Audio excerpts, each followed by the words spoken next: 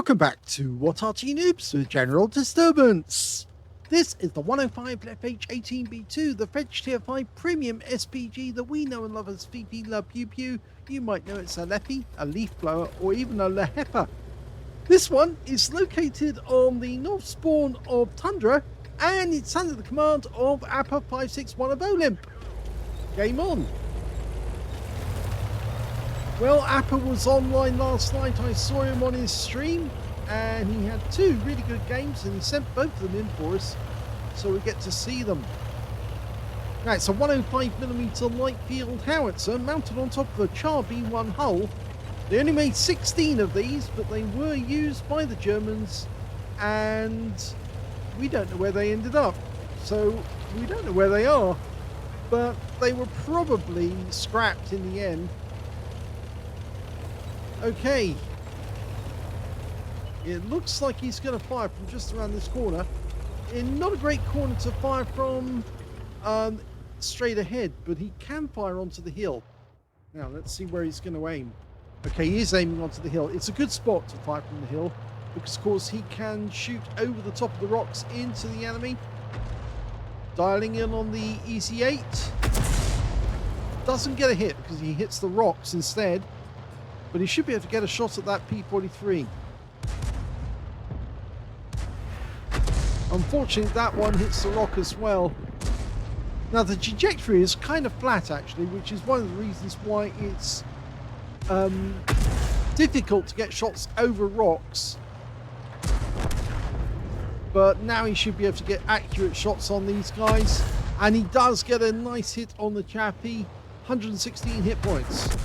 It's 410 alpha, 53mm pen, and the standard reload 8.92 seconds, and he's got 7.22. And he's got his first kill.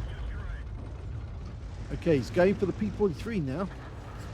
The trick is actually to not chase the target, but actually line the shot up on the target ahead of its course, and then just let it ride through that spot, and you fire just before it's about to enter it.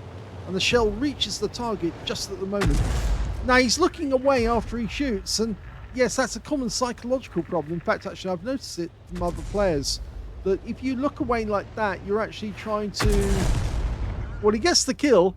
You're actually trying to absolve yourself psychologically of the crime that you might be feeling of actually hitting an enemy tank. I know, psychologically speaking, it is valid. But he's got another kill. That's his third. Okay, can he get the fourth off this Wolverine? I think so. Rounds out. And he does. Wow, that was a penetrating shot. So he's up to 4 kills. 2 more and he gets the Top Gun. Does hit the M4A1. And then he's now engaging the T67 on our team. Oh, just misses out on the kill there. T67 steals it away. Okay, there are enemy tanks up on top of the hill. In fact, there's an ARL-44 up there, and he's just captured the hill. Now, he's changing position. I think he's going to try and use these railway wagons as a shield. Or is he going... No, he's actually going to shoot to the south this time. Okay, he's gone to the aim.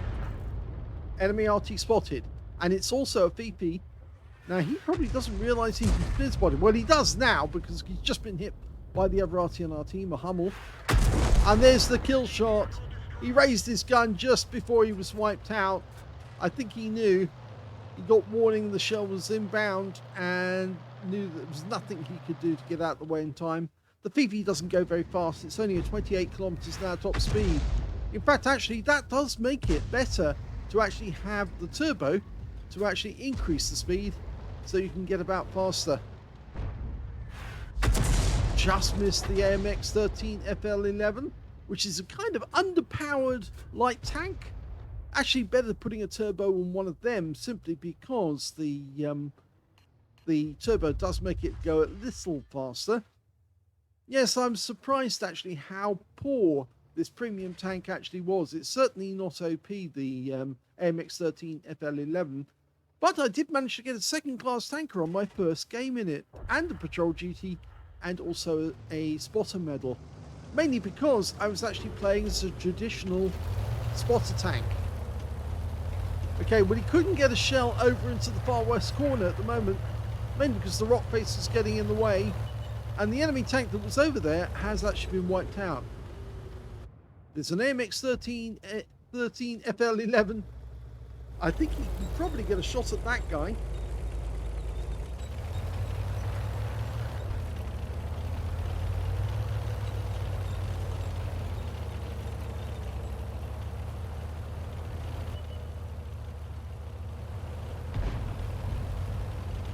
Okay, now he's got a perfect shot at the M6. Look at this. He can hit the rear of the guy easily. He's moving quickly. Nope. It was close, but the guy's moving very quickly. Now he can't really miss. And in fact, he does get a hit, but it's only 87 splash. Just keep pumping those rounds in. And now he got the engine deck. Will this be his 5th kill? It might be. And he does get him. And that's a Top Gun. Okay, so what next? There's only one. Oh, he's the only one left on his team.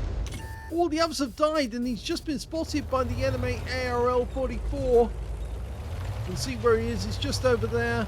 And now it's an AMX-13 FL11 with 75mm. And before he can get his shot out, the ARL finishes his game.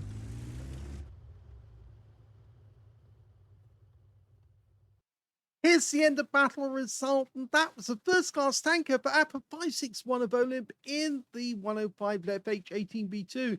He managed to get a bruiser medal for getting at least 5 critical hits in this game. He managed to get 11, and he got a Top Gun as well for getting at least 6 kills. And he said not even a Top Gun could carry in this game. Well, yes, there were just too many enemies still alive at the end.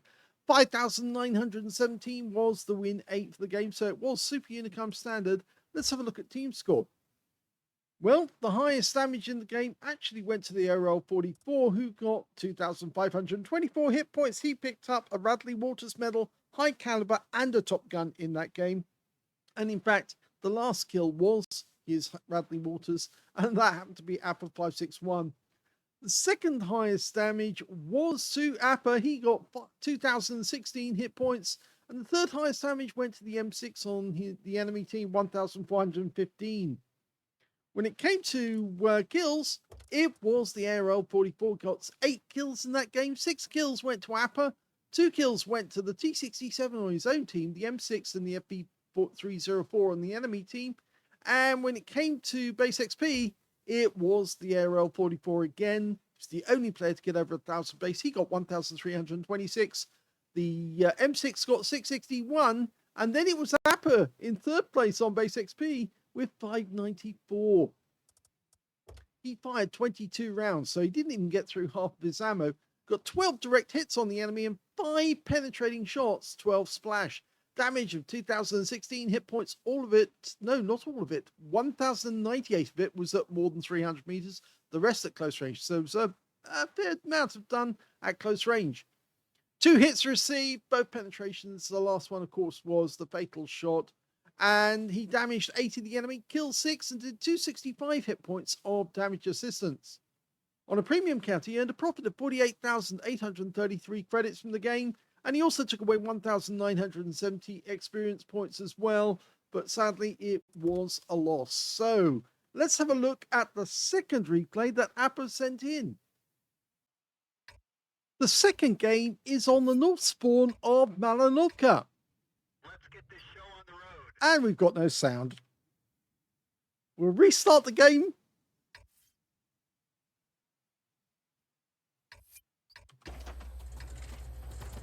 And that's better. We've got sound this time. Yes, I'm afraid Wargaming still hasn't fixed some of the problems which have been persisting on replays for a long time now. Sometimes you restart the replay and there's just no sound at the start. You have to restart in order to get it. Anyway, you can see that Appa's headed off into the woods for cover, which is quite normal. He's going to pick a firing position near the water inlet.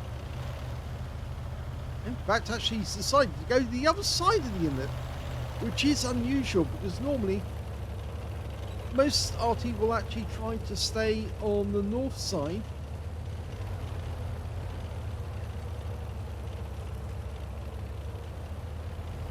It looks like one of the enemy has made a tactical error and he's paid for it. The Covenanter has gone down to our Cromwell B.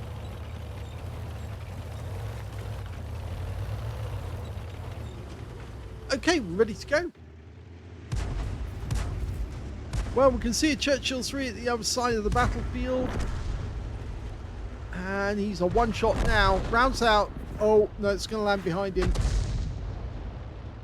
Unfortunately, we did lose the Cromwell B, but the enemy loses the Churchill. Now, going for the Jackson. Rounds out. Direct hit. Now, just let it settle. And rounds out again.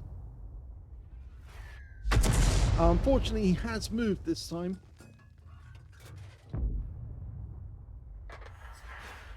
Nope, he has definitely moved. Okay, so we don't know where he is. Best not to waste any ammo for the moment. In fact, we can see now that Jackson did move up quite considerably. He's gone to the corner, but Appa can still get shots on him. Rounds out. Nope, just hit the rock face.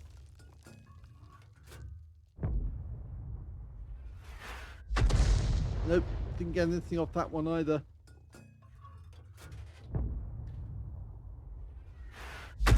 No, you're expending ammunition here when you've got very little chance of getting any success.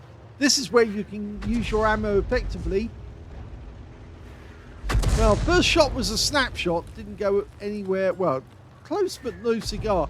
Goes for the ARL, this time with a fully dialed in shot, gets a big hit, penetrating shot for 425. Lining up next one, should be a direct hit. Lands just to the side of him. Now he's going to have to line up ahead, that's it. That's a kill. That was a penetrating shot as well, but he's ended the ARL 44. The ARL, the A43, I was supposed to say, ARL 43, but it's an A43, moved up onto the higher ledge. So T1 heavy up here as well. He's trying to chase the target. He was fully dialing in ahead of it, but he can't reach the T1 heavy because he's too far away. But he can certainly hit this Basotto and the other one behind him as well. In fact, that guy has already been hit by Arty. Rounds out. Could be a direct hit. It is, and it's a wipeout. Nice kill. Go for the other one. Rounds out. This guy should move, but if he doesn't, he's going to suffer. He gets a penetrating shot as well. Thin armor on Basottos. Rounds out. Probably the last shot to be able to get at this angle. Oh! No, he is actually staying within the bounds. Almost at maximum range now. Oh, and he looks away after firing, so we didn't get to see if he actually got a direct hit. I can understand why some players like to. I think the reason he can't fire right up on top of the hill is because he went to the other side of the inlet. And the other side of the inlet is just too far away from the enemy in order to get that accurate shot. Okay, lining up on the tog. Rounds out. No, the guy stopped moving. Now, line up ahead. Rounds out. This should hit. It does. Direct hit. Unfortunately, we can't see him now. The Wolverine is not spotting, and that shell's going to miss. Now would be a great time to have the heat rounds, but unfortunately he didn't pack any on this occasion. But he did fire that shell correctly, even though the target got wiped out. Okay. Novice in sight. The AT2 is presumably behind the windmill.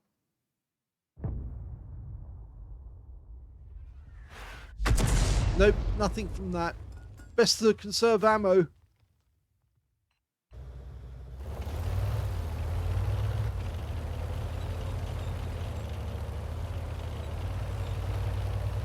Okay, the M7's moving up from the lakeside, so he might be able to spot some of the enemies.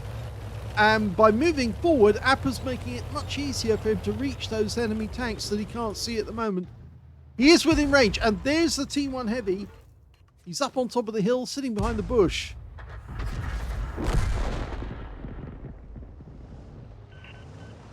Now, an enemy tank has actually drowned, funnily enough, which works in our favour. He fired one at the Wolverine, just misses him. Yeah, can he get a direct hit? Unfortunately, our KV-1S just took a hit, but this shot does hit, and it's a penetrating round. The Wolverine took a big hammering. He's a one-shot. Rounds out to get the kill, and he gets it! Third kill of the game.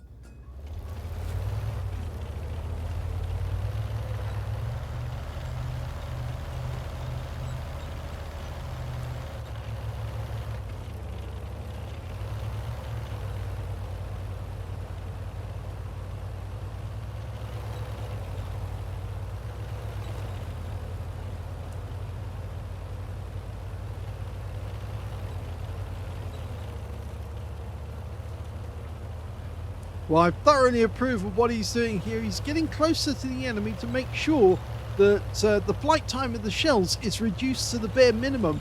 And that means that he can get quicker reaction on the enemy, gets an accurate shot. The only problem is, by getting close to the enemy, you also make it easier for them to spot you. But I do approve of it because it is the way to win games. At the end of the game, Arty shouldn't be afraid to move forward, get closer, and get good kills. Now, we just saw the tracer from the enemy Arty. I think he's a little further over to the right. You can see on the minimap where it's actually located. Yeah, I think he's a little further to the south. You can see the tracer was still quite high at the point at which he fired.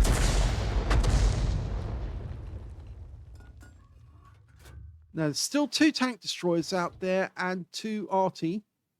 So he's lined up on the minimap. I think the guy is there. Okay, well, the shot went in. Okay, now we know where the Basottos are. Try and line up the shots. Let it settle. Dial ahead of its path.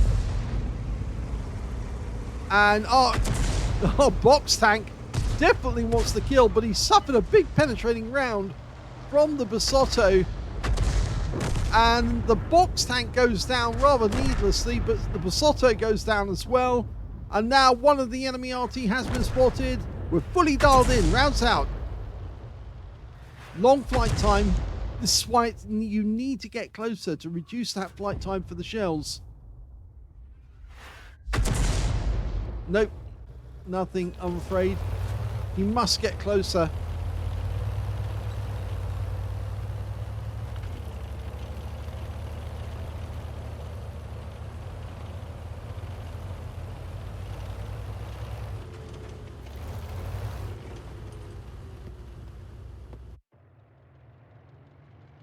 Okay.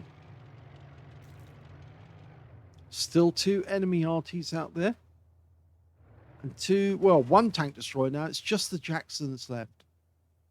Now, they didn't find him on the other side of the field, so he's gone into the trees.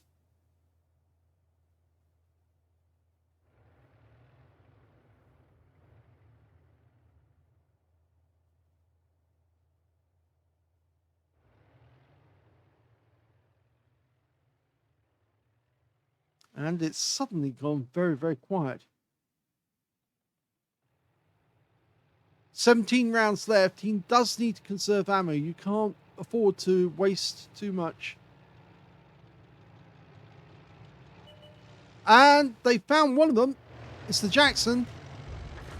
And he goes down. That's good news. That means there's only the RT left. And you can see the other RT on our team, which is a Bishop, is moving slowly through the field. And he's found one. It's the Fifi. Rounds out. Kill shot. Beautiful shot. Okay, now can you get the last one? We lost the Bishop, but we can kill the M41, and that will give us the counter battery. Unfortunately, just took a hit from one of our teammates. Oh, the Bishop's still alive, actually. I'm wrong. Okay, long-range shots. You need to dial ahead of the target, not in front of it. And then just adjust accordingly. Let them drive through it. Unfortunately, the M41 missed his chance to kill our Bishop, but he's backing up. Unfortunately, I think he's going to do it for Bishop. Oh! And he gets wiped out by the Bishop. Wow, that was quick work by the Bishop. He did a reversal and killed the M41. Well, here's the end of battle results, and unlike the previous battle, he got a victory and a first-class tanker out of this game. He also got a fighter badge for getting at least 4 kills. He got 4 exactly. Bruiser medal for getting at least 5 critical hits. He got 13. He got a Gauze medal for doing more damage, exceeding 8 times the hit points of his own vehicle, and he got the high caliber for dealing the most damage in the game. His win rate was much higher than the previous game, 8,508, super unicum, and quite a bit more. Let's have a look at team score. Well, 2,825 hit points was the highest damage, and the enemy's highest damage also went to their VP, who also got a Confederate and 1,839 hit points of damage. When it came to kills, Appa got that with 4 kills. 3 kills went to the Jackson on the enemy team, 2 kills went to their Basotto, and also to the Wolverine on our own team. And when it came to base XP, Appa got that one as well, so he's got the top in all 3 columns. 1,062 went to Appa, the only player over 1,000. 722 went to the Churchill 3, and 615 went to the KB1S, just beating the enemy Arty, who had 1 experience points less. He fired 38 rounds in this game, so he only had 12 rounds left at the end. So he was running short on ammo. 9 direct hits on the enemy, 8 penetration shots, 7 splash, damage of 2,825 hit points, all of it at more than 300 meters. Damage 7 of the enemy, killed 4, and he earned a profit of 41,206 credits on this game and 5,416 experience points. He said he had no idea until the battle results came out exactly what he actually managed to achieve, but he did do very well. Got some very accurate shots in that game, and it was all because he let the aim dial in and then smacked the enemy. And some of them, he was actually getting almost like it wasn't quite a Reaper, but it was close, that he was firing shots and wiping out enemy tanks one after the other. The Basotto at the very least. But anyway, that was a very good game. Congratulations to Appa on the second one. They were played sequentially on one of his streams. If you enjoyed those replays, please give this video a like. Do subscribe to our channel. Leave a little comment down below because it feeds the algorithm. And thank you for watching.